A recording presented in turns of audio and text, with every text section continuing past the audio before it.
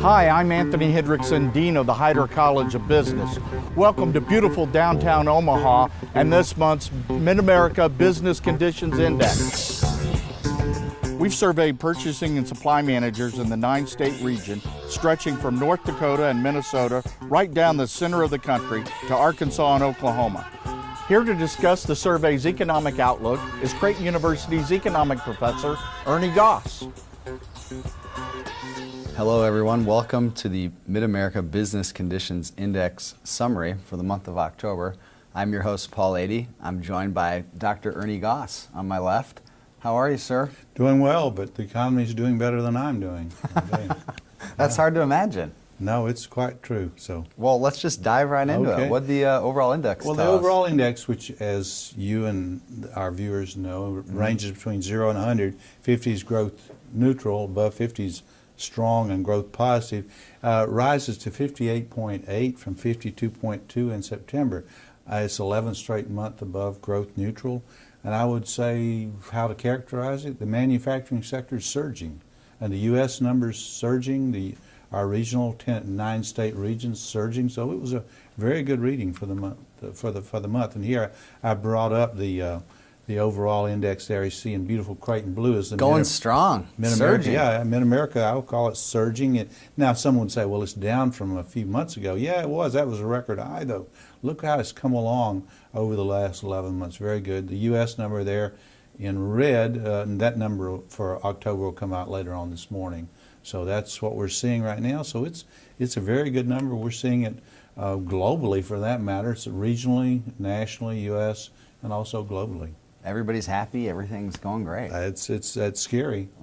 We economists, when things we get scared when things get too strong. I mean, in other words, it's called what I'll call a Goldilocks, somewhat of a Goldilocks economy. But I was hoping we'd get one of your catchphrases in today's show. I'm glad we did. Moving on to jobs, what do the numbers look like there? Not as strong there, but the numbers up from October's 52.0, which is, it's okay. I won't call it healthy, but I'll call it solid. The October number is 52.9, so that's good. Regional growth year over year is about 1.3%. That's about the same as the U.S., about 1.3% as well. So it was a good. The job market's moving along well. Great.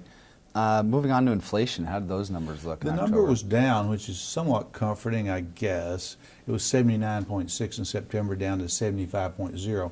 That's pretty strong, though, indicating, I won't call it significant, but inflationary pressures at the wholesale level. And why am I concerned about that? Well, the Federal Reserve is concerned about that, and we'll likely get a rate hike. My expectations is in December, so that's what we're seeing. This month we ask about the firms international, because that's what what economists are concerned about.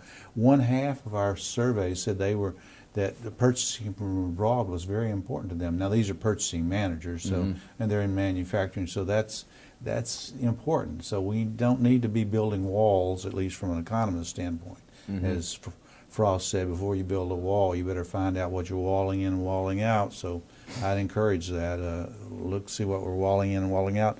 We asked about NAFTA. 1 in 5 reported that NAFTA was important to them in both buying and selling of products, either inputs for their company or products for their sales. So that's what we're seeing there. Moving forward, what to watch for? Looking forward, it's pretty easy. Look at this Friday's wage number. It comes out of the employment report. That number's moving above 2.5. It moves up toward 3. That's an issue for inflation, an issue for higher interest rates.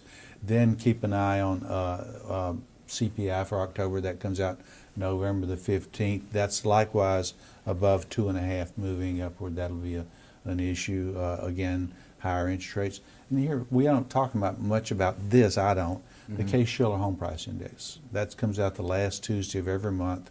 That's a real concern. Really? Housing prices are just growing at an unsustainable pace, a pace that's too strong for wage growth. So it's pricing a lot of folks out of a house. So a lot of millennials are moving into the basements of their parents.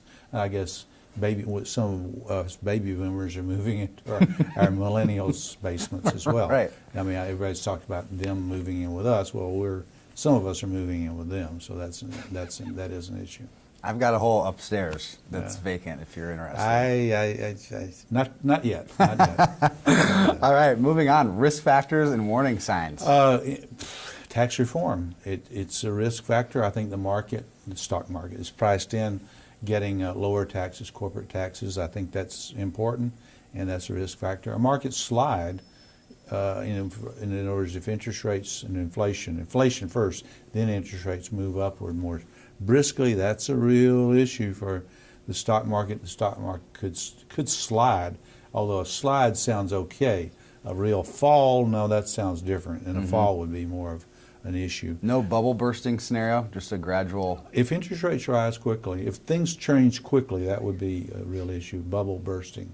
And NAFTA talks break down. They have already broken down.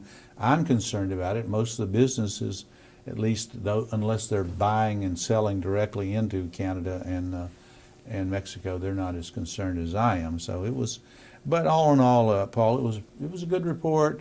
Some worries. In other words, we economists, we get a little worried when things get so strong. We're the guys and gals that take away the punch bowl when the party gets started, and the party is started. In fact, the band is playing on. They're striking up really the Charleston. That's my era. I've heard of that. I've never done the Charleston. Actually, the Charleston's a bit before me, but not much before me anyway.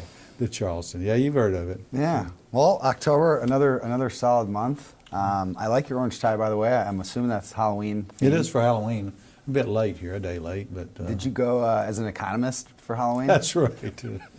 I always go as an economist. I do a great Greenspan impersonation. I bet you do. And a Bernanke, even closer to Bernanke. Yellen, I can't do yellen. Just depends how much punch you had. That's right. I might even be able to do yellen if I got enough punch. All right. Okay.